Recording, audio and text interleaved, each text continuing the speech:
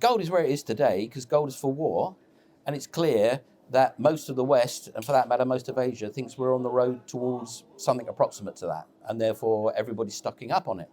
Simple as that. The governments are buying gold because it's a strategic reserve in case of increased global tension, and that's all we're getting, isn't it? The future is much harder to predict than the past. So my personal prediction, my personal feeling is we've had a reprice from the $3,000 level to the just below $5,000, and the market will decide whether it's going to reprice again, and if it does, it'll go to 8,000. Yeah. And then we'll be at that critical 2027 date of the Chinese preparing for the invasion of Taiwan, and then they'll either not do it, and maybe it'll pull back, or just sit there waiting, or if something like that happened, it will just go non-linear, and who knows where it would go. I mean, up, but who knows where it would stop. You know, if war ended in Ukraine versus Russia or froze, I just really don't see it going back to how it was. So at very best, there would be some sort of freeze.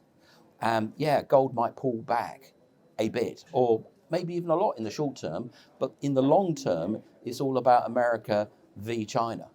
Or let's just say the tension between China and America. And that tension's not going away, and it's heading towards an increasing ratchet of increased tension.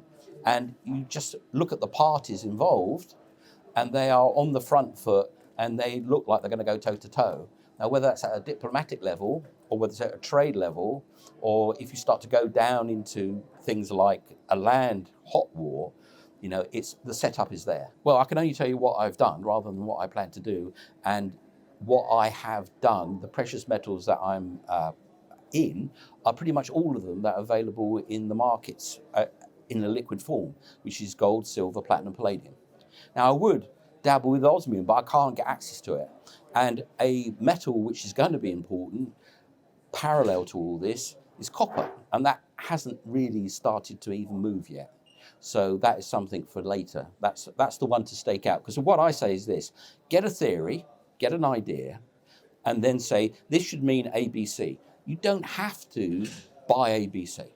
You just watch it. And when it starts to behave like your theory suggests it should behave, you know you're probably onto something, and that's the time to invest. So, for example, the precious metals, for me, they're all critical in ever-increasing tension.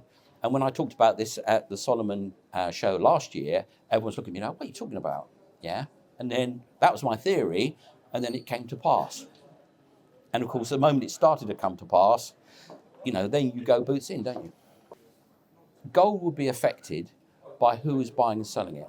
And now we're getting a level of consumer interest. And they will create a lot of noise, because FOMO, which is what you get when you get big moves, is totally random, and people don't know why they're buying. They're buying because their next door neighbor bought, and that will inject a lot of noise. But the underlying signal, which is very clear and very strong, is this ratchet of global tension. And as the tension increases, so precious metals will go up. What happens when the price of gold goes up, and does gold that is basically sunk gold or orphan gold come out and get reprocessed? The answer is yes, it will happen. But actually, when you think the last time gold went up, which was 79, I can't remember the exact date, the world's population has practically doubled since then. So you can see that there's twice as many people to actually want to buy.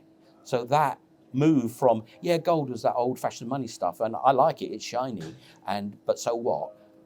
That turn around from the world suddenly going, oh, I need some of that gold, that's the thing that I need to own. The numbers of people that could want to buy are absolutely huge. And that's the sort of idea that's driven things like Bitcoin.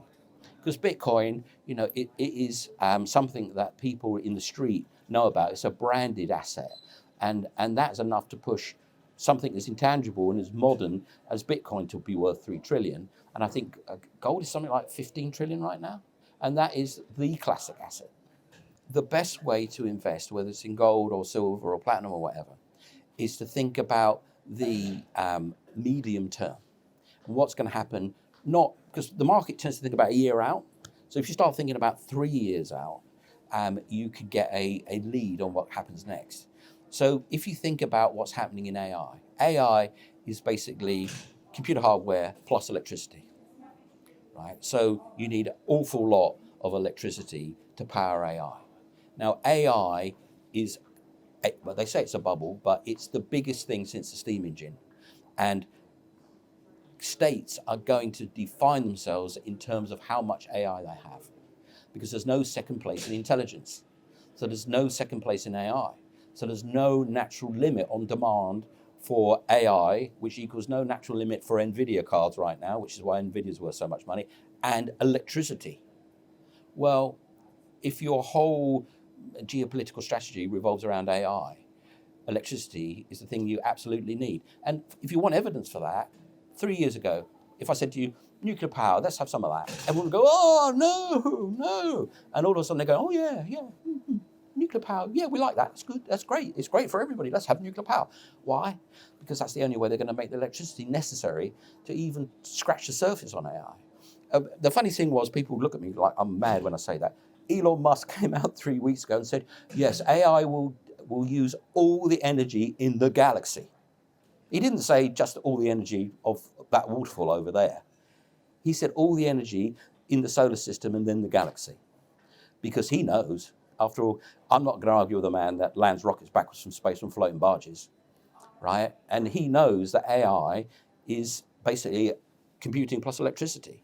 Well, that electricity, there ain't enough of it. And there's never going to be a limit to demand for intelligence.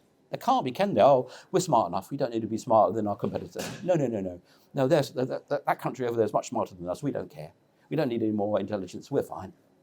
Never going to happen, is it? So what this means for, you could say, for electric cars, but more in general, electricity demand, electricity supply, energy demand, energy supply, is there will have to be a massive increase in the generation of all forms of energy, from the most dirty to the most pure, because there will not be enough until further notice, in the same way there's not enough copper to actually supply it.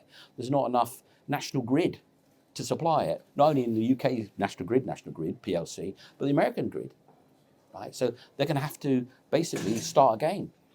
And, you know, the supply of electricity to electrical cars is going to be secondary, absolutely secondary to the supply of power to AI facilities, because it's going to be a fight toe-to-toe with AI between America and China. And they're going to need all the energy in the world, and then some, according to Elon Musk, and the solar system, and then some, to have that conflict. And of course, gold is for war, because that is the currency.